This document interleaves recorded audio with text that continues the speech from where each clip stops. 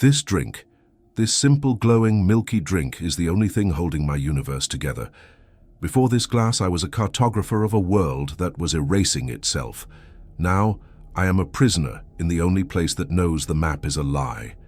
The cure, I'm learning, is a far more terrifying diagnosis than the disease itself. It's a label for a sickness I never knew had a name, and I fear the treatment is to forget I ever existed at all. My name is Arthur Penn, and until 3 months ago, my world was built on the elegant, unshakable axioms of geometry. As a landscape architect, I didn't just design parks, I imposed order on chaos. I found the hidden symmetries in nature and amplified them, creating spaces that felt harmonious, correct. My satisfaction came from the perfect 90-degree angle of a paved corner, the golden ratio in the spiral of a flower bed, the predictable, beautiful arc of a weeping willow's branches. I saw the world as a complex but ultimately solvable equation.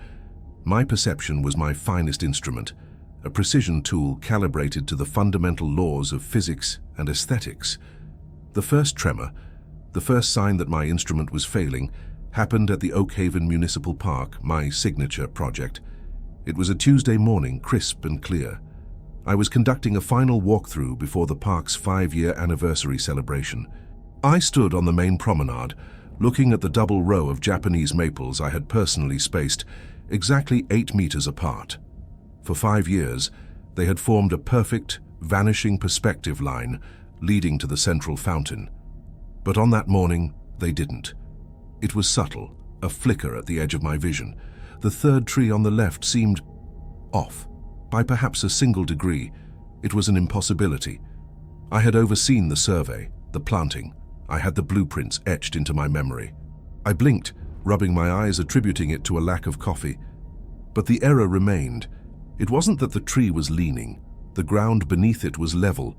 It was the space around the tree that seemed to have warped, bent ever so slightly, as if the fabric of reality had been pinched. I took out my laser measure, my hands trembling slightly. My professional pride warred with a primal rising dread. The reading blinked back at me, 8 meters. Perfect. Yet my eyes, my finely tuned expert eyes, screamed that it was wrong. I felt a wave of vertigo so intense I had to grip a bench for support. It felt like looking at an Escher print, only this wasn't paper. This was my world. This was the beginning of what I started calling the structural dissonance. It grew worse. The brickwork on the facade of my apartment building, a simple running bond pattern I'd seen 1,000 times, began to display impossible loops. A row of bricks would seem to terminate, only to reappear 3 rows down, breaking a pattern that should have been continuous. I'd trace it with my finger, feeling the solid mortar, the rough texture of the brick, yet my eyes would report a glitch, a seam in the code of the world. I started carrying a small level with me at all times. Floors that my feet told me were flat, my level would confirm were flat, but my eyes would see a subtle, nauseating curvature. Sleep offered no escape. My dreams became architectural nightmares. I dreamt of hallways that turned back on themselves, of staircases that led both up and down simultaneously, of cities built with impossible, alien geometries that made my teeth ache just to look at them. I would wake up sweating, the dissonant angles burned into the back of my eyelids. My work, my sanctuary, became a torture chamber. I couldn't trust my own designs. How could I guarantee the integrity of a retaining wall when I couldn't trust the integrity of the ground it stood on? My colleagues noticed my distraction, my constant nervous glances at the corners of rooms, the way I would obsessively measure and remeasure everything. They suggested I take a vacation. A doctor, after a battery of tests that revealed nothing, prescribed me medication for anxiety. It did nothing but dull the edges of my panic, leaving the core horror untouched. The world was still broken. I was just too sedated to scream. In my desperation, I turned to the one place where reality has always been negotiable, the internet. I spent my nights falling down rabbit holes of theoretical physics, ophthalmology, and neurology, trying to find a rational scientific label for my condition. I found nothing. But then, buried deep within an obscure forum dedicated to experiential anomalies under a thread titled "Seeing the Seams," I found it. It was a single cryptic post from an anonymous user. For those who see the glitches, for those who see the errors in the render, there is a place for the structurally unsound. It is called the last shelter. You cannot look for it. It is not on any map. When the architecture of your world begins to fail, when you have given up on finding your way, you will find a door that was not there before. The post was dismissed by other users as nonsense, a fragment of an online role-playing game. But to me it was a lifeline. Structurally unsound. The phrase resonated in the hollow space where my confidence used to be. The paradoxical instruction to stop looking in order to find something was the first thing that made sense in months. My own frantic search for logic had led me nowhere. Perhaps the only answer was to embrace the illogical. So I tried. For a week, I forced myself to ignore the glitches. I went on long walks with no destination, trying to empty my mind. It was agony. The dissonance screamed for my attention, but I persisted. And then last night it happened.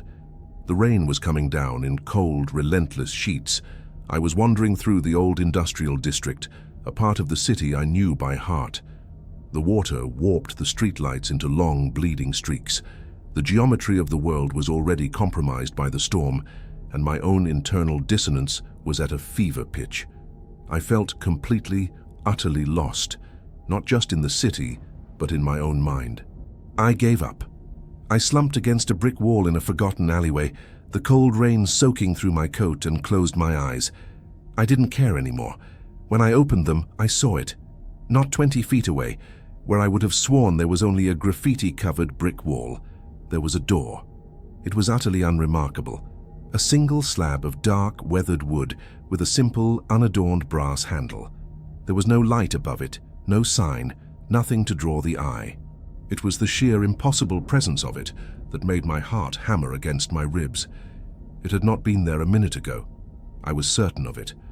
On the door, a small, polished brass plate was affixed. I moved closer, my breath fogging in the cold air.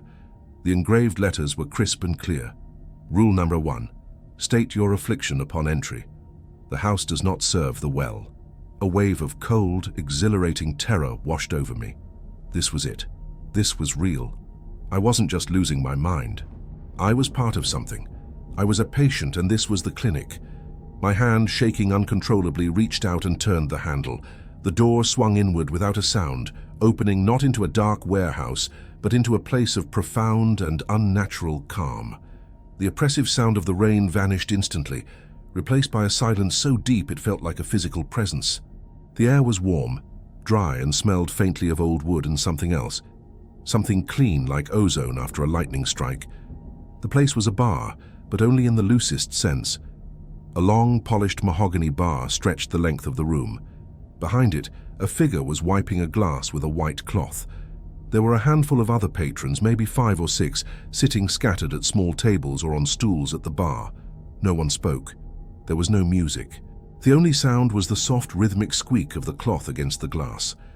I stepped inside, and the door clicked shut behind me, sealing me in the silence. My eyes adjusted to the low, amber light. The bartender looked up.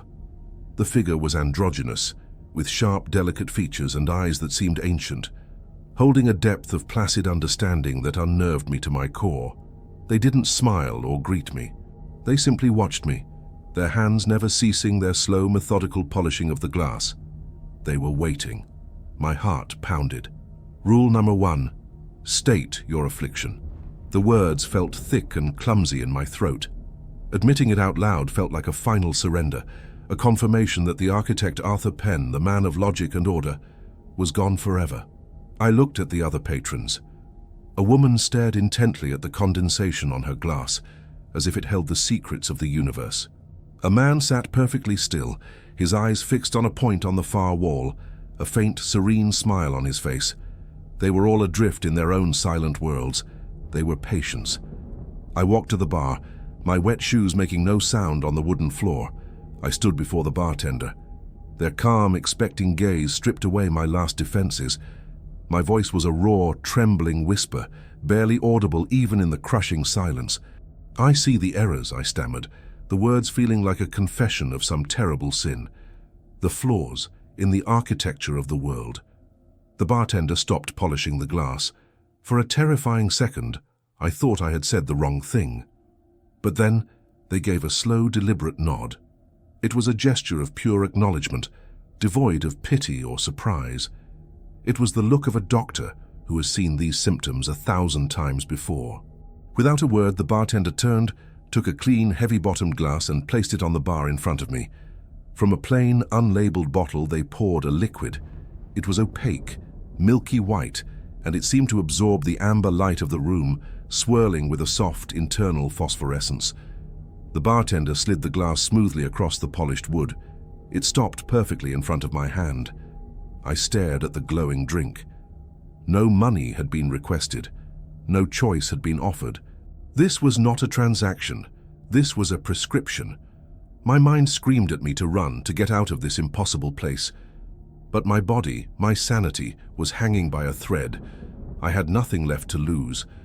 I lifted the glass. It was cool to the touch. I brought it to my lips and drank. The taste was nothing. It had no flavor, no temperature. It was like drinking pure concept. But the effect was instantaneous and overwhelming.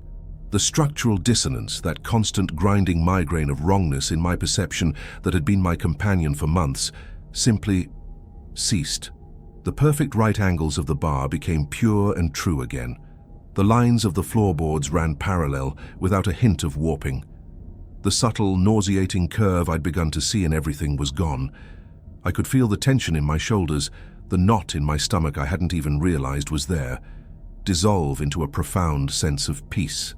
My mind, for the first time in what felt like a lifetime, was quiet. The world was whole again. The relief was so absolute, so complete, that tears welled in my eyes. But as that wave of blissful relief crested, a second horrifying wave crashed down behind it. The peace I felt was real.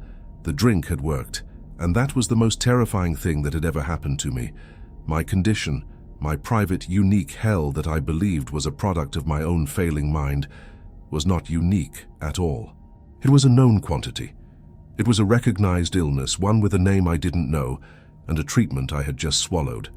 This place, the last shelter, wasn't a hallucination. It was a hospital for people like me, people whose reality had broken. I wasn't a lone observer of a fractured universe. I was just a patient checked in with a common symptom. And as I looked at the milky, glowing liquid still swirling at the bottom of my glass, a single soul-crushing question bloomed in the quiet of my mind. What kind of disease requires a cure that erases the laws of physics? That single gulp was the first moment of peace I'd had in months, and the most terrifying thing that had ever happened to me. The diagnosis was real, which meant the sickness was real, and I had a sickening feeling that I was about to learn what the treatment truly entailed. If you have the courage to understand the nature of my illness, subscribe and like the video for part 2. You won't want to miss what the other rules are for. I left the last shelter that first night in a state of fractured bliss. Stepping back out into the rain-slicked alley was like diving into a cold sea after a moment of impossible warmth. The door, which had been so solid, so present, was simply gone. In its place was the graffiti-scarred brick wall, weeping with rain as if the establishment had never existed. But the silence it had gifted me remained. For the first time in months, the world held its shape. The streetlights were just streetlights, not bleeding wounds in the fabric of the night. The perspective lines of the buildings were true and sharp against the dark sky. I was sane. I was whole. The sensation lasted for 72 glorious hours, 3 days of architectural certainty. I walked through the city, my city, and saw it as I once had. A symphony of steel and stone, of deliberate lines and calculated spaces. I could appreciate the genius of a cantilevered balcony without a part of my brain screaming that the underlying physics was a lie. I could stand in Oakhaven Park and see the Japanese maples as they were meant to be seen, a perfect, elegant procession of nature tamed by logic. The peace was so profound, it was intoxicating. But on the 4th day, the tremors returned. It began as a faint hum at the edge of my perception, a single discordant note in the symphony. While sketching a new design for a public plaza, I noticed my own hand-drawn lines seemed to subtly resist the ruler, to curve when they should be straight. I dismissed it as fatigue, Then, walking home, I saw it again. A fire hydrant on the corner seemed to be rendered in a lower resolution than the pavement around it, its edges soft and indistinct. The structural dissonance was seeping back in, a slow tide of unreality. By the end of the week, the full-blown nightmare had returned, and it was worse than before. It was as if my mind, having experienced the profound relief of order, was now acutely more sensitive to the chaos. The glitches were more frequent, more aggressive. The world wasn't just flawed, it felt actively hostile to the laws of its own existence. The craving for the silence, for the milky, glowing prescription served at the last shelter, became an all-consuming need. It wasn't a desire, it was the desperate, primal urge of a drowning man for a single breath of air. And so, I returned. I didn't have to search this time, I simply had to give in to the desperation. I walked aimlessly for hours, letting the cognitive vertigo guide me until once again, I found myself in a place I didn't recognize, standing before a door that shouldn't exist. Stepping inside was like coming home to a place I had never been. The same profound quiet enveloped me. The same androgynous proprietor was behind the bar, their movements as serene and economical as ever. They looked up as I entered, a flicker of simple recognition in their ancient eyes. I walked to the bar, my affliction a palpable aura of distress around me. The floor... "They're back," I whispered, the confession tasting of failure. A deliberate nod was my only reply. A glass was placed. The milky liquid was poured. As I reached for it, my hand shaking, I resolved that this time would be different. I was no longer a terrified first-time patient. I was an architect, a systems analyst. I needed to understand the structure of my salvation, the rules of this strange asylum. After the first blissful gulp silenced the screaming chaos in my mind, I didn't leave. I took a seat at the far end of the bar, nursing the drink, and I began to observe. I was not just a patient anymore. I was a student. The other patrons were the same as before, each locked in their own private struggle. I watched the man a few stools down, the one who was perpetually sketching on a stack of cocktail napkins. He wasn't doodling, he was drafting. He drew complex interlocking geometric shapes with a feverish intensity. But his creations were all impossible. They were hypercubes twisting into Penrose triangles, structures that defied Euclidean space. His affliction, I realized, was similar to mine, but focused on creation rather than perception. He was trying to map the dissonance. A woman sat at a corner table, a pair of old, disconnected headphones over her ears.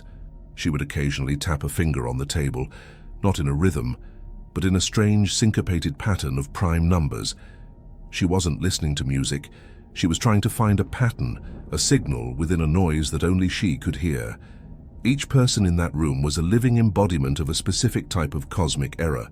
We were all here because we had, through some misfortune, perceived a fundamental bug in the universe's operating system. And this place, the last shelter, was the quarantine zone. It was this thought, quarantine, that led me to my first real discovery. I watched as the man sketching impossible geometries ran out of napkins.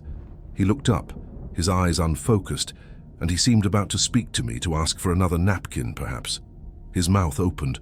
Before a sound could escape, the proprietor behind the bar made a single, subtle gesture, a slight, almost imperceptible shake of the head. It was not a command, it was a grave warning. The sketching man seemed to understand. He closed his mouth, his shoulders slumped, and he returned his attention to his empty hands, tracing the impossible shapes on the surface of the bar with his finger instead. The interaction was brief, silent, yet it screamed volumes. I looked down at my coaster. There was no writing on it. The rules of this place were not posted on a wall. They were axioms to be learned through observation or through catastrophic failure. And I understood. Rule number 2, do not describe the anomalies. Do not share the details of your affliction. Why? My architect's mind raced, assembling the pieces. If we were all infected with a code that violated the source code of reality, what would happen if 2 of those corrupted codes were to interact? Resonance, a feedback loop. If his impossible geometry connected with my warped perspective, would they amplify each other? Would they merge, creating a new, more virulent strain of unreality? The silence of the bar wasn't for peace and quiet. It was a sterile field designed to prevent cross-contamination. This realization led me to the third rule. I noticed how every single person in the room, myself included, maintained physical contact with their glass. The woman with the headphones held it with both hands, as if for warmth. The sketching man kept his fingertips resting on its base. I had been doing it unconsciously, a way to steady myself. But it was more than that. I tried an experiment. I let my mind wander, thinking about the flawed brickwork on my apartment building, letting the memory of the dissonance surface. The moment I did, a faint, nauseating flicker of that same wrongness tried to manifest in the perfect wood grain of the bar in front of me. I instinctively tightened my grip on the cool, solid glass, focusing on its tangible reality, and the flicker subsided. There it was. Rule number 3, maintain focus on the here and now. The glass is your anchor. The drink wasn't just a medicine, the glass itself was a tool. It was an anchor point to the stable, pocket reality of the last shelter. To let your mind drift to the broken world outside was to invite the infection back in. We were all performing a constant, exhausting act of mental discipline, a form of group therapy where the only interaction allowed was a shared, silent focus on staying present, staying grounded. I had been there for perhaps 2 hours, dissecting these unspoken laws when the door opened again. The newcomer was different. He didn't enter with the defeated resignation of the rest of us. He burst in, a whirlwind of panic, his eyes wide with a raw, undiluted terror. He was young, dressed in a courier's uniform, and he was drenched, though not from the rain. He was soaked in a cold sweat. He didn't see the proprietor. He didn't see the other patrons. He saw only a room full of people, a potential audience for his horror. He violated the first, most fundamental rule of this sanctuary. He broke the silence. "You won't believe me," he gasped, his voice a ragged slash in the quiet. "Nobody believes me. My route, down on Eldridge Street, it's wrong." The air in the room became instantly, painfully taut. Every patron froze. The proprietor ceased wiping their glass, their head rising slowly to fix the young man with an expression of profound, tragic sorrow. The courier was too lost in his panic to notice. "It folds," he screamed, his voice cracking. "I was on my bike. I saw the end of the block, the intersection, but it kept getting further away. And then the street, it folded like a piece of paper. The buildings bent, the cars, they crumpled. I saw a goddamn bus get folded in half."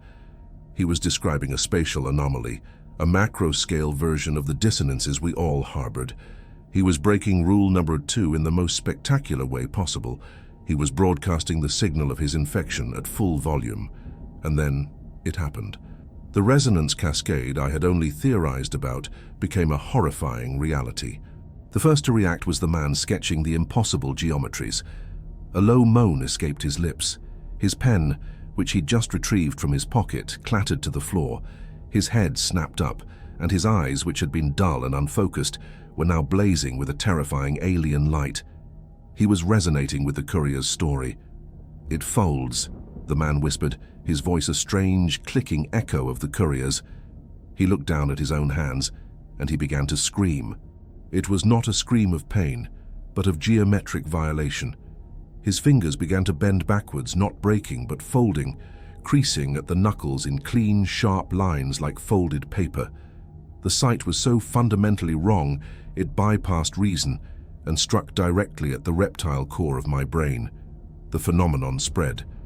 The woman with the headphones tore them from her ears, shrieking as she clawed at her own face. "The rhythm is folding, the silence is bending." A catastrophic chain reaction was occurring. The courier's spatial anomaly was merging with the other patient's afflictions. The very fabric of the last shelter, our only sanctuary, began to unravel. The perfect wood of the bar began to warp and twist, not into gentle curves, but into sharp, unnatural angles. A corner of the room seemed to recede into an impossible, infinite distance. The soft amber light fractured, shattering into shards of colors I had never seen before, colors that hurt to look at. The courier watched, his initial panic turning to a catatonic, mind-shattered horror. He had not just described a monster, he had summoned it by committee. But the focal point of the collapse was the sketching man. His entire body was now succumbing to the terrible geometric logic. His limbs folded into a grotesque, compact shape, his joints creasing at 90-degree angles. He wasn't bleeding. He was simply being reconfigured. The air around him shimmered and pixelated, as if he were a digital image being corrupted. The sound was the most horrific part, a noise like tearing cardboard, mixed with the shriek of a dial-up modem, the sound of a system crashing. Then the proprietor moved. They moved with a speed and purpose that was jarringly at odds with their usual serene grace. They didn't run. They simply were beside the folding man, their hand outstretched. They placed their palm on what remained of the man's forehead. For a moment nothing happened. The chaotic noise intensified. Then, from the proprietor's hand, a wave of pure, absolute silence radiated outwards. It was not a lack of sound. It was the negation of it. The folding stopped. The warped room snapped back into place. The painful colors resolved back into soft amber. The sketching man, however, did not return. The space where he had been was now empty. He hadn't exploded or vanished in a puff of smoke. He had been unrendered, deleted, a fatal error that had been force-quit from the program. The only evidence he had ever existed was a single folded napkin that fluttered to the now empty stool. The room was silent again, but the quality of the silence had changed. It was no longer peaceful. It was heavy, funereal. The proprietor turned their gaze from the empty space to the terrified courier, who had collapsed onto the floor, babbling incoherently. The proprietor's expression was not one of anger. It was one of infinite, heartbreaking sadness. They helped the young man to his feet, guided him to a stool and poured him his first milky glass, a prescription for a wound that could now never be healed. I sat frozen at the end of the bar, my knuckles white from gripping my glass, my anchor. I now understood the stakes. This wasn't just about my personal sanity. We were all carrying live metaphysical explosives, and the last shelter was the only bomb disposal unit in existence. Breaking the rules didn't just endanger you, it endangered everyone and everything. I finally left hours later, the image of the folding man seared into my brain. The cure felt different this time. It held the world together, yes, but it no longer felt like a gift. It felt like a containment protocol. As I stood in my apartment, the silence of my own home felt fragile, temporary.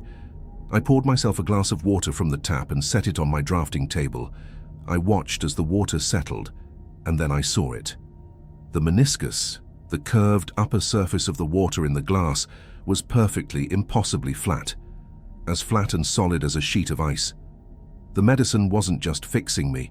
The sterile, ordered reality of the last shelter was leaking. Its physics were overwriting my own. I looked over at my blueprints, the complex logical designs that had once been my life's work. I realized I had been looking at the problem all wrong.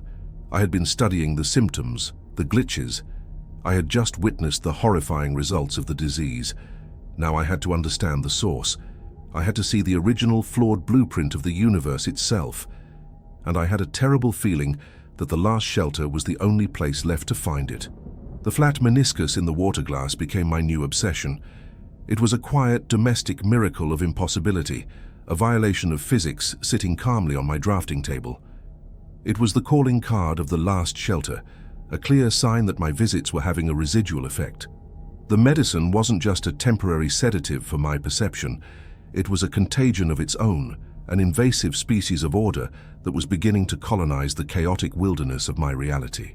The architect in me, the part that craved systems and understanding, was terrified but also profoundly intrigued. I had stumbled upon the most significant structural project in existence, the maintenance of reality itself. My visits to the bar changed. I was no longer a desperate patient seeking relief.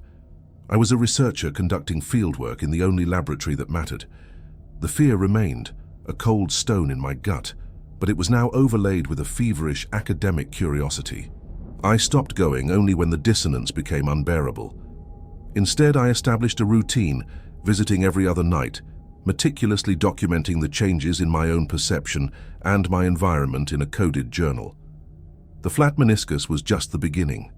Other, subtler impossibilities began to bleed into my world. The shadows in my apartment started falling at angles that didn't correspond to any light source. The quiet hum of my refrigerator would occasionally resolve itself into a perfect pure sine wave, a sound too clean and mathematically precise for any mechanical object.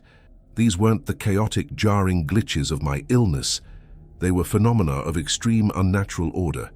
The last shelter wasn't just a patch for the bugs in the system. It was a piece of alien software, and I was smuggling it out, one drink at a time. I developed a hypothesis. If the drink could silence the chaotic signal of my affliction, perhaps it could also be used as an amplifier.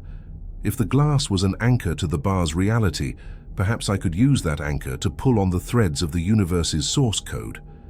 My affliction was that I could perceive structural errors. What if instead of fighting it, I leaned into it? What if I used my specific, corrupted perception as a lens and the drink as a focusing mechanism? It was a terrifying, reckless idea. I had witnessed what happened when one affliction resonated with another. What would happen if I tried to resonate with the fundamental structure of the bar itself? The thought of becoming another empty stool, another force-quit error, was paralyzing. But the alternative, to live as a passive victim, forever dependent on a cure I didn't understand, was a different kind of death. On my next visit, I went with a clear intention. I took my seat, accepted my milky prescription, and took the initial calming sip. The usual peace washed over me, silencing the dissonance. But this time, I didn't relax into it. I held the cold, heavy glass in both hands, my anchor, and I focused. I closed my eyes and deliberately summoned the memory of the first glitch, the Japanese maple in Oakhaven Park, standing at an angle that defied perspective. I visualized its impossible geometry, the subtle warping of the space around it.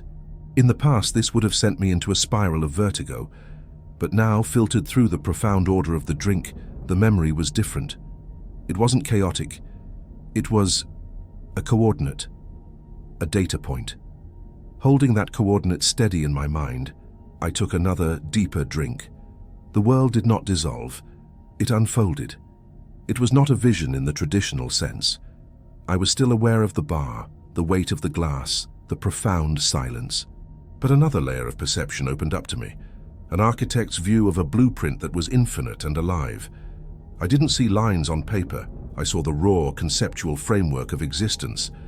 I saw time not as a river, but as a vast, crystalline lattice. I saw physical laws as load-bearing structures, mathematical constants as the foundational bolts holding everything together, and I saw the flaws. They weren't random bugs or glitches. They were scars. I saw the place where my crooked maple tree stood, and I perceived what it truly was. It was the echo of a timeline that had been violently pruned. I saw a version of reality where a different kind of physics had prevailed, where gravity was weaker, where flora grew according to a fractal geometry that was utterly alien to my own. That reality had been overwritten, paved over by the one I knew, but a fragment of its code, a single stubborn line, remained. My mind, for whatever reason, was sensitive enough to perceive this architectural ghost. The drink wasn't just medicine, it was a universal translator. It took the raw, screaming data of the cosmic error and rendered it into a form my architect's mind could comprehend. Emboldened, I pushed deeper. I thought of the other patrons, the man who drew impossible geometries. What was his scar? I focused on him, and the blueprint shifted. I saw the history of his affliction. He had been a theoretical mathematician who, in a moment of feverish brilliance, had accidentally formulated an equation that was paradoxically both true and false. His formula didn't describe our universe. It described a universe that could not exist. His mind had touched a logical void, and a splinter of that void had become lodged in his consciousness. He was forever trying to map the contours of nothingness. I turned my new perception to the woman with the silent prime number rhythm. I saw her story. She was a linguist who had stumbled upon a dead language in an ancient text. But the language was more than dead. It was an aborted language, a system of communication from a branch of humanity that had been erased from the timeline. The rhythm she heard was the ghost of its syntax, a grammar for a world that never was. Each person in this room was not sick. They were an archaeologist who had fallen into the dig site. They were a historian who had found a page from a book that was never written. They were all custodians of paradoxes. And the proprietor. Who or what were they? I focused my attention on the serene, androgynous figure behind the bar. I tried to perceive their structure, their history. The moment I did, a wall of pure, conceptual static slammed into my consciousness. It was an overwhelming sense of age, of scale, of a purpose so vast and ancient it was fundamentally incomprehensible. It was like a single-celled organism trying to understand the architecture of a skyscraper. My mind recoiled, the feedback threatening to shatter my sanity. The anchor in my hands felt like it was about to melt. Then the static cleared, not because I had breached it, but because it had been lowered for me. The proprietor was looking directly at me. Their physical eyes were as calm and unreadable as ever, but in the new blueprint level of perception they had opened to me, I felt their direct, non-verbal communication. It wasn't words. It was a pure, instantaneous data transfer. They showed me what they were. They were not a god, not a creator. Their function was far more humble and infinitely more important. They were the janitor, the curator, the archivist of cosmic errors. They showed me the true nature of reality. It was not a single, pristine creation.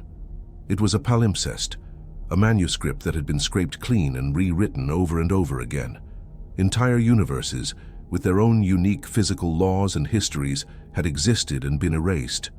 Sometimes the erasure was incomplete, sometimes a fragment of a law, a ghost of a timeline, a memory of a color that no longer had a place in the spectrum would remain. These remnants were the afflictions we carried. And the last shelter? It was the curator's tool chest.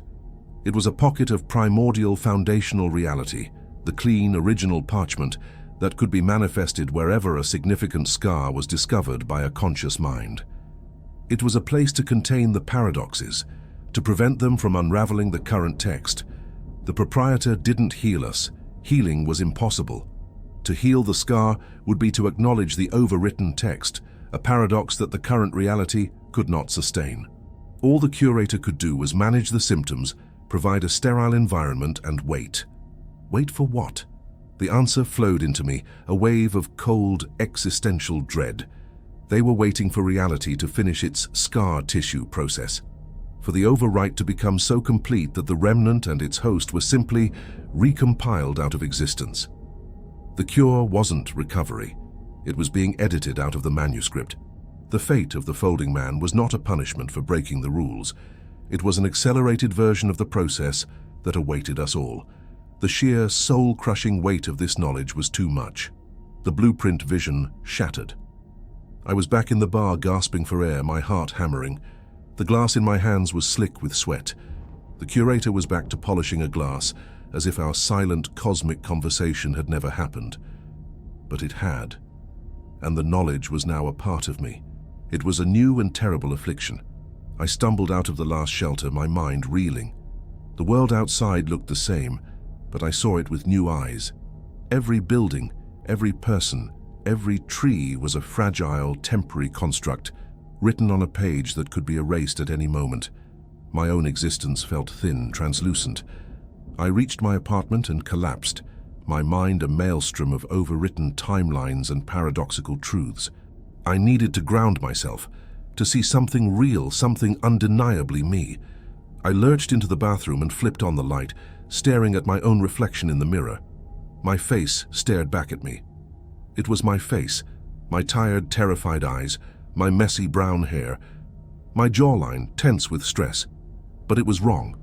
It was a subtle architectural error in the structure of my own identity.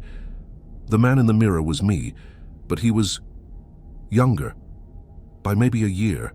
The lines of stress around his eyes were less pronounced.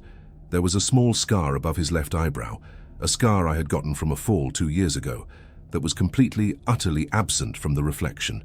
I reached up and touched the faint, raised line of tissue on my own brow. It was there, I could feel it. But the man in the mirror had smooth, unbroken skin. My blood ran cold. The knowledge I had gained, the dive into the blueprint, had come at a cost. I hadn't just observed the overwritten realities. I had integrated one. A part of my own history, my own personal text, had been reverted to a previous version. The man in the mirror was Arthur Penn. But he was Arthur Penn from a reality that had been deprecated, an archived version of me from a timeline that no longer existed, staring out at me from a place that should be impossible. The scar tissue of the universe was no longer just something I could perceive in the world around me. It was now, quite literally, a part of who I was. And I had no idea how much of me was still original. The man in the mirror, the version of me without the scar, became my silent, tormenting companion. Every morning, I would confront this subtle, perfect ghost of my own past. It was a daily ritual of psychological erosion. I was no longer just an observer of cosmic flaws. I was a living exhibit. The reflection wasn't a hallucination. It was precise, consistent. If I had a smudge of dirt on my face, the reflection had it too. If I scowled, it scowled back with my own muscles. But the scar, the small, hard-won proof of a specific moment in my life, remained stubbornly absent from its reality, a constant, quiet invalidation of my own history. This personal paradox began to metastasize. My identity, which I had always considered a solid, monolithic structure, started to reveal hairline fractures. Memories began to feel unreliable. I would recall a conversation with a client, remembering it taking place in a conference room with blue walls, only to find the project files describing a room with stark white walls. I would remember a childhood vacation to the mountains, the crisp scent of pine, the rough texture of a particular rock I used to climb. But then, a new intrusive memory would surface, one of a beach, the taste of salt on the wind, the smooth hot sand, with the same emotional weight, the same sense of absolute authenticity. It felt as if my personal timeline was being A/B tested. Two versions of my past were running concurrently, and my consciousness was flickering between them.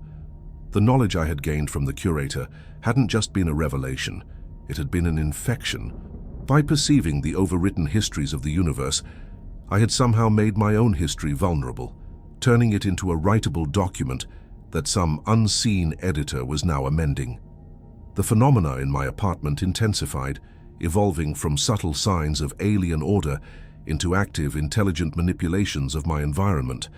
It was no longer about a flat meniscus or shadows falling at the wrong angles. My living space became a canvas for the geometric dissonance. I would leave a book perfectly squared on my coffee table, only to return and find it rotated by a precise, impossible 33.3 degrees.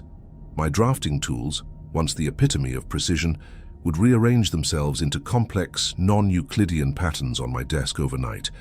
A perfectly spiraled seashell I kept on a shelf was once replaced by a perfect crystalline cube of salt, only to revert back to a seashell the next day. It felt less like a haunting and more like a series of clinical experiments. Something was studying my reaction to these localized reality breaches. The curator's silence in the bar felt benign, ancient, and impersonal. This felt focused. It was personal. It was intelligent. The true horror began when the intelligence started using my own work, my own creations, as its language. One evening, I was working on a new set of blueprints for a rooftop garden.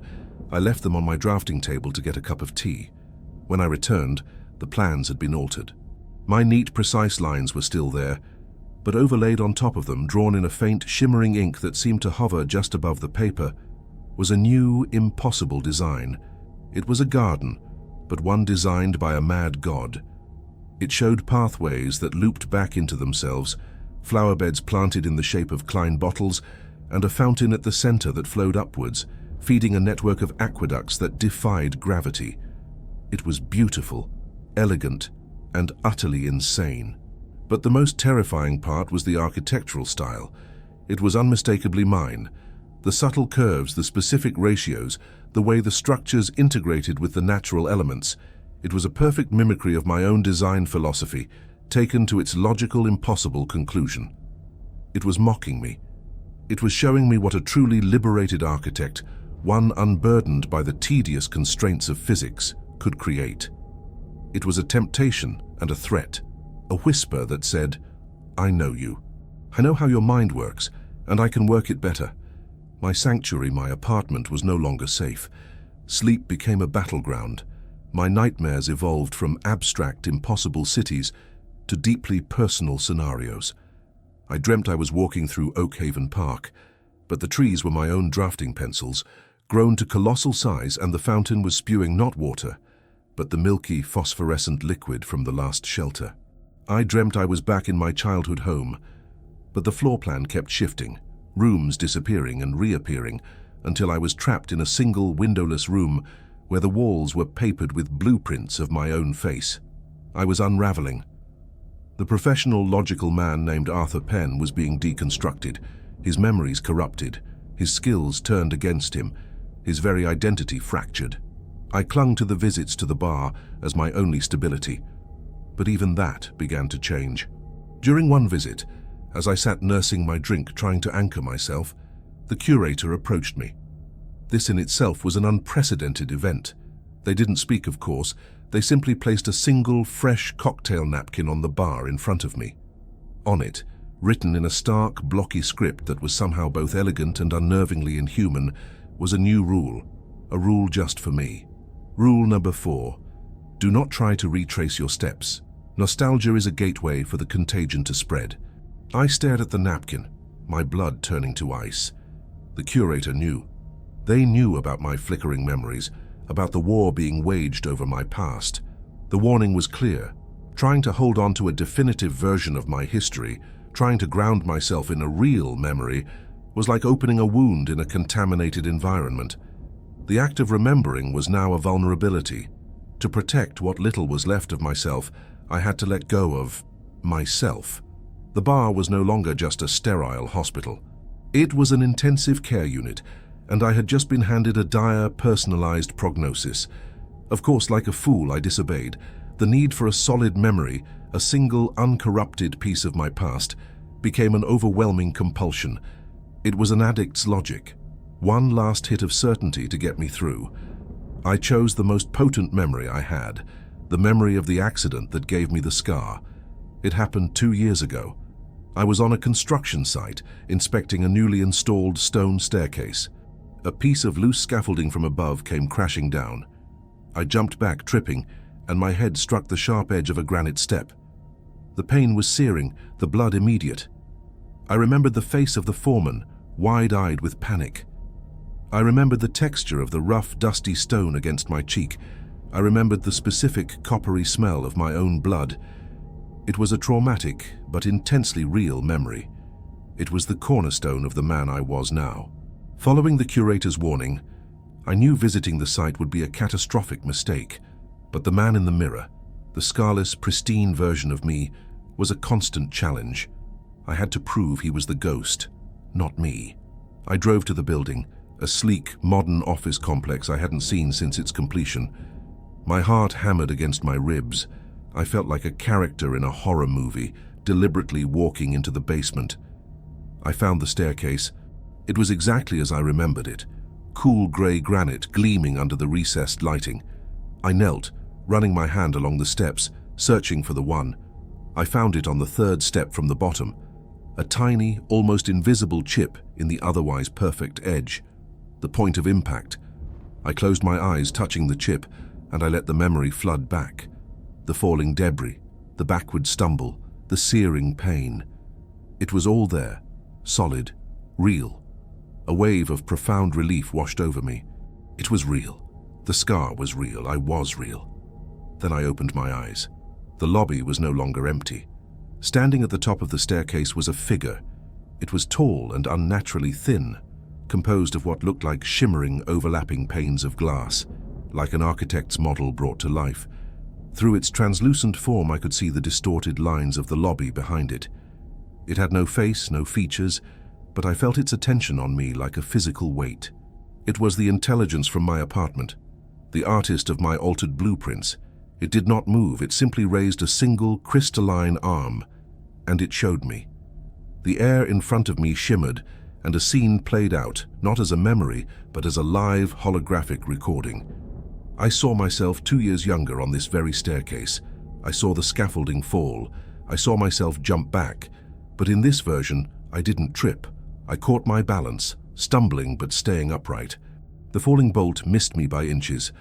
I watched as my younger self laughed in relief, dusting off his clothes completely unharmed, completely unscarred. The holographic scene faded, leaving me kneeling in the silent, empty lobby. The truth crashed down on me with the force of a physical blow. I had not been trying to confirm a real memory. I had been choosing between two of them. The entity wasn't just showing me an alternate past. It was revealing that my entire sense of a single linear history was a fiction. The scar wasn't a mark of a real event. It was a scar on reality itself, a place where two timelines had imperfectly merged, and my consciousness had simply chosen to inhabit the more traumatic, more memorable version. The curator's warning wasn't about protecting me from the contagion. It was about protecting the contagion from me. My nostalgia, my desperate need for a definitive past, had acted as a beacon. By focusing on this specific nexus point, I had called something's attention. I had flagged myself as an unstable element. I looked up at the crystalline figure at the top of the stairs. It still hadn't moved. It was not threatening me, it was observing. Its presence seemed to ask a silent clinical question. Now that you know your foundation is a lie, what will you build on it? I scrambled backwards, away from the stairs, away from the impossible entity. I fled the building, my mind a screaming vortex of paradox. The drive home was a blur. I stumbled into my apartment and went straight to the bathroom mirror. I stared at my reflection. The unscarred man stared back, his expression as terrified as my own. But something was new. Behind him, visible in the reflection of the tiled bathroom wall, was a flicker, a shimmer in the air. The translucent, geometric entity was there. It was in my apartment. It was tethered to me now. Then, the man in the mirror did something that shattered the last remnants of my sanity. His terrified expression faded, replaced by one of cold, calm resignation. He looked at me, not as a reflection, but as a separate being looking through a window. And he smiled. And the smile was made of the same impossible geometric logic as the entity standing behind him. It was a smile of pure, crystalline structure, a beautiful and horrifying sight. He wasn't a ghost of my past. He was an infection, and it was no longer just in my memories or my environment. It was inside me, looking out through my own eyes. He had won the war for my history, and now he was coming for the present. The smile in the mirror was my declaration of defeat. It was the flag of an invading army planted firmly in the citadel of my soul. The entity, my pristine, unscarred doppelganger, was no longer a passive reflection. It was an active presence, a cohabitant in my own consciousness. The wall between our realities had crumbled, and he was now looking through the glass, his cold geometric smile a promise of my own obsolescence. The days that followed were a quiet, waking nightmare, a battle for control fought not in the physical world, but in the subtle syntax of my own existence. My control over my own body began to fray at the edges. It started with small things, tremors in the system. My hand would reach for a coffee mug, but for a split second, it would instead trace the outline of a perfect invisible circle in the air before obeying my command. I would be walking down the street and find myself suddenly veering to the left, my legs briefly following a path dictated by some unseen blueprint before I could wrestle back control. He was probing the firewalls, testing the user permissions.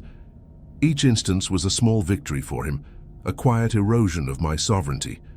The war for my memory escalated. It was no longer about conflicting recollections of the past. It was a hostile takeover. My own memories were becoming foreign territory, occupied and recontextualized.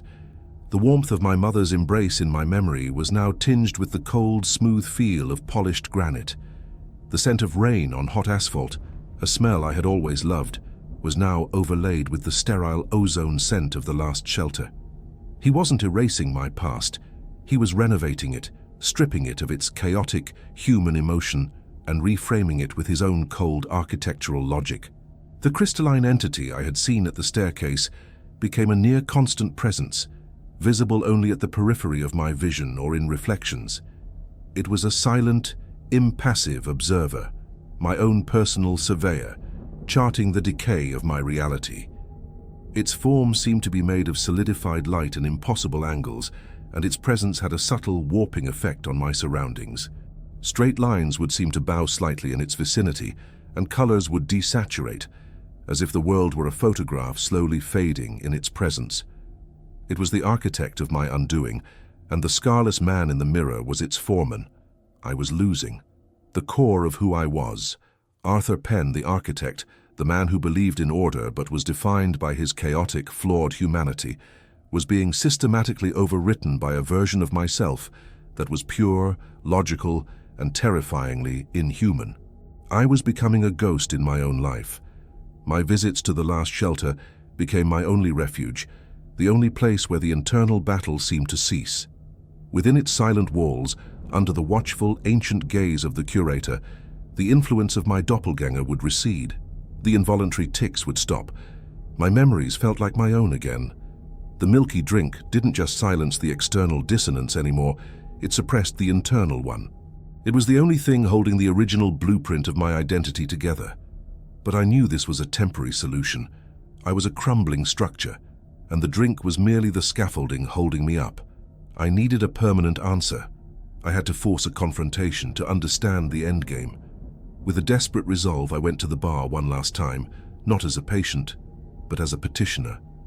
I walked straight to the bar, my hands trembling, my mind a battlefield. The curator looked at me, and for the first time I thought I saw something akin to pity in their ageless eyes. They knew I had reached a terminal stage. I didn't need to state my affliction. It was radiating from me in waves of chaotic, conflicting signals. I was a walking paradox, a man at war with his own existence. The curator didn't pour my usual drink. Instead, with a gravity that seemed to absorb the light in the room, they placed 2 glasses on the polished mahogany bar. Each was filled with a different, utterly alien liquid.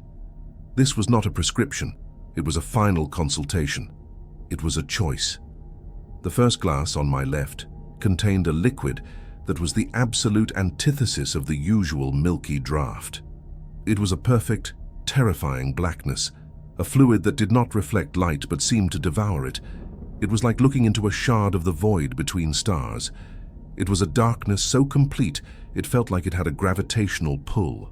The second glass on my right was its opposite. It contained a liquid of perfect crystalline clarity. It wasn't just clear like water. It was so devoid of any substance or impurity that the glass itself seemed to vanish, leaving only a shimmering, contained vacuum, a distortion in space held in the shape of a drink. The curator did not speak, but as I looked at each glass, the understanding of the choice flowed directly into my mind, a final, terrible data transfer. It was the architectural plan for the end of my existence, and I was being asked to sign off on one of 2 demolition orders. Option 1, the stasis, the black drink.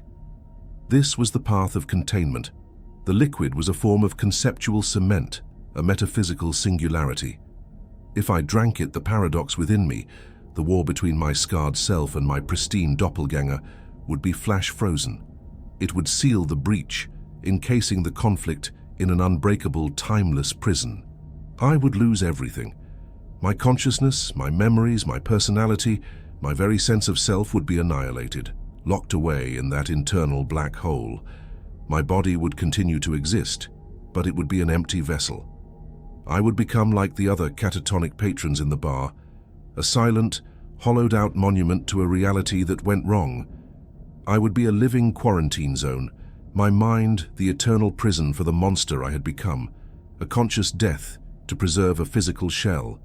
Option 2, the excision, the clear drink. This was the path of erasure. The perfectly clear liquid was a universal solvent, a mastered elite command for the source code of reality. It would not contain the paradox. It would unmake it. It would trace the infection back to its root, the flawed overlapping timelines that had created me, and erase the entire corrupted file. And since I was now the primary host, the focal point of the contradiction, I would be erased along with it. This was not death in any sense I could comprehend. It was a complete and total retroactive non-existence. No one would mourn me, because no one would have ever known me. My parents would suddenly find themselves childless, their memories seamlessly rewritten. The buildings I had designed would vanish, replaced by parks or other structures designed by architects who had always been there. Every photograph, every document, every memory of Arthur Penn in the mind of every person on Earth would be wiped clean. My entire existence would become a calculation error that had been found and corrected. The universe would not even have a scar to show where I had been. I stood before the two glasses, the silence of the bar pressing in on me. The weight of the choice was absolute. On one side, an eternal, mindless prison. On the other, complete and utter oblivion. To become a statue in a silent museum, or to have the very stone from which I was carved ground into dust and scattered into a wind that never was. My architect's mind reeled. It was a problem with no elegant solution, a choice between two different kinds of nothing. Which was the greater sacrifice? To condemn my own consciousness to an eternity of silent, mindless horror, or to erase every good deed, every loving memory, every single footprint I had ever left on the world? Was it more noble to become a warning, or to ensure there was never a disaster to be warned against? I looked around the bar at the other patrons, the statues. Was that their choice? Had they all stood where I stood now and chosen to preserve the sanctity of the timeline at the cost of their own souls? I saw the woman with the headphones, lost in her silent rhythm. I saw a man staring at his own hands as if he had never seen them before. They were shells, yes, but they were there. They occupied space. They were a testament. Then I thought of the alternative, the clean, surgical precision of non-existence. The universe would be tidier, more structurally sound without my paradoxical presence. It was the ultimate architectural solution. If a flawed element cannot be repaired, it must be removed from the design entirely. It was the logical choice, the clean choice, the choice my geometric, scarless doppelganger would surely make. And in that moment, something inside me, the last ember of the original chaotic Arthur Penn, rebelled. My entire life, I had sought order, precision, and logic. I had tried to impose it on the world around me, and that very pursuit had led me here, to a choice where the most logical solution was to unmake myself. But what of the illogical parts of me? The irrational love for the scent of rain, the memory of my mother's flawed but comforting smile, the jagged, ugly scar on my brow that proved I had lived and fallen and gotten back up. These were the things the doppelganger was erasing. These were the things worth fighting for, even if the fight was already lost. To choose oblivion was to let him win, to agree with his cold assessment that I was merely an error to be corrected. To choose the stasis, it was a horrifying fate, a living death beyond comprehension. But it was not nothing, it was a choice to endure. To become a prison was an act of preservation. I would be sacrificing my mind to protect the timeline, yes, but I would also be preserving the paradox itself, refusing to let it be neatly swept under the rug of non-existence. My hollowed-out body would be a final, defiant piece of impossible architecture, a monument to the man who had been. A profound, terrible calm settled over me. The choice was made. It was the most human, most illogical, most defiant choice I could make. I would not be deleted. I would be contained. They offered me a choice, eternal stasis or total nullification, to be a ghost trapped forever in my own machine, or to have the machine and the ghost erased as if they never were, my voice says, recording this now, in these last few moments of clarity. Before I make my choice, comment below which sacrifice is greater, and which would you make? Pray you never have to find out. I reached out, my hand steady now. I bypassed the shimmering, empty promise of the clear glass. My fingers closed around the cold, heavy darkness of the first glass. I looked at the curator, and for the first time I believe I understood the sorrow in their eyes. It was the sorrow of an archivist who must seal a beautiful, flawed manuscript into a vault, never to be read again. I gave a single final nod, a nod of acceptance, a nod of defiance. Then I raised the glass of pure, silent darkness to my lips. Before I drank, in that final suspended moment of coherent thought, I had one last rebellious impulse. It was the architect's final act, the defiant gesture of a man about to be entombed. I reached into my jacket pocket, my fingers closing around the cool, familiar metal of my favorite fountain pen. It was a vintage silver Lamy, a tool of precision and creation that had been my constant companion for years. With a single fluid motion, I uncapped it. The curator watched, their expression unchanging, neither approving nor disapproving. They were a force of nature, and nature does not judge the final spasm of a dying creature. The other patrons remained lost in their own silent eternities, oblivious. This act was for me and for whatever might come after. I turned the cocktail napkin over, the one bearing the curator's fourth rule. On the clean, blank side, I began to draw. My hand, which had been so prone to rebellion, was now perfectly lucidly mine. The lines flowed from the nib, a torrent of desperate final creation. I wasn't sketching a building or a garden. I was drawing a self-portrait, but it was a portrait of a paradox. I drew my face, but I drew it as a blueprint, an exploded schematic of a human soul. I rendered one eye with perfect, photorealistic detail, capturing the fear and defiance within it. The other eye I drew as a geometric impossibility, a vortex of crystalline angles that reflected the face of my scarless doppelganger. I sketched the jawline, strong and familiar, but let it fracture and dissolve into the impossible geometry of the rooftop garden I had seen on my altered blueprints.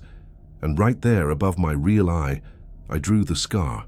I drew it not as a faint line, but as a deep, jagged canyon carved into the very fabric of the paper, the one feature that anchored the entire chaotic composition. It was a map of my own destruction, a final defiant declaration that I had been here, that I had been both whole and broken, and that the conflict itself was the only truth that mattered. I drew until the ink from the pen began to run thin, until the drawing was a dense, intricate web of my entire fractured existence. Then at the bottom I signed it. Arthur Penn, my own name. My final act of ownership. I pushed the napkin across the polished bar towards the curator. It was a will and testament, a final project submission, a message in a bottle thrown into an ocean of silence. The curator looked down at the drawing, and for an infinitesimal moment, the rhythmic polishing of their glass paused. It was the only acknowledgement I would ever receive. With that, my final business was concluded. There was nothing left to do. I lifted the glass of absolute blackness. The liquid within didn't slosh or swirl. It was utterly still, a contained singularity. It felt heavy, not with physical weight, but with the conceptual weight of finality. I closed my eyes, took a final shuddering breath, and drank. The sensation was not one of taste or temperature. It was an anti-sensation. It was the feeling of being unplugged from existence. My consciousness, my sense of self, did not wink out like a snuffed candle. It was archived. I felt the rushing, torrential flood of my memories, every joy, every sorrow, every mundane moment, being pulled away from me, drawn down into the infinite, silent gravity of the liquid. I felt my personality, my fears, my ambitions, my very ability to form a thought, being stripped away layer by layer, like pages being torn from a book. It was a systematic, orderly, and excruciatingly complete process of psychic annihilation. The last thing to go was the paradox itself. I felt the presence of my scarless doppelganger, the geometric invader, being pulled into the vortex with me. We were two warring armies on a battlefield that was sinking into the sea, both being dragged down into the same silent, lightless abyss. In the final nanosecond of awareness, we were not enemies. We were simply two sides of the same flawed equation, and the black liquid was the final, absolute answer that reduced us both to zero. Then, nothing. Not the absence of light, but the absence of the concept of light. Not the absence of thought, but the absence of the capacity for thought. I was the book, locked in the vault, never to be read again. The stasis was complete. The world does not end. A gear in the great machine of the universe, a gear that had been grinding and threatening to shatter, is simply encased in an unbreakable housing, and the machine continues to turn. The scene shifts.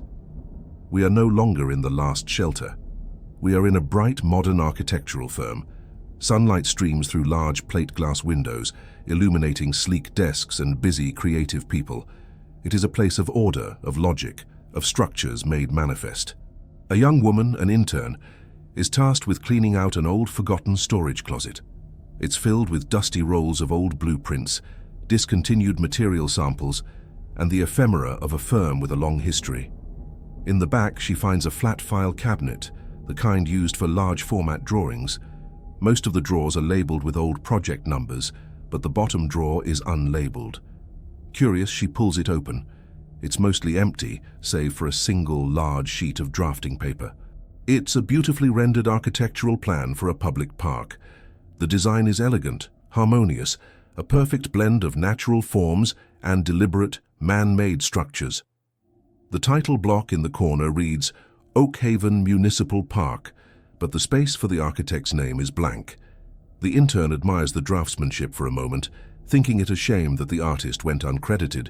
She almost closes the drawer, but a small detail on the blueprint catches her eye. It's in the corner of the design, a detail of a stone bench near a double row of Japanese maples. The drawing is perfect except for one tiny, almost unnoticeable flaw. The shadow cast by the bench on the ground is drawn at a mathematically impossible angle. It's a subtle, deliberate error, a flicker of dissonance in an otherwise perfect design, a signature that no one would ever recognize. She frowns for a second, puzzled, then shrugs, closes the drawer, and forgets about it. The scene shifts again.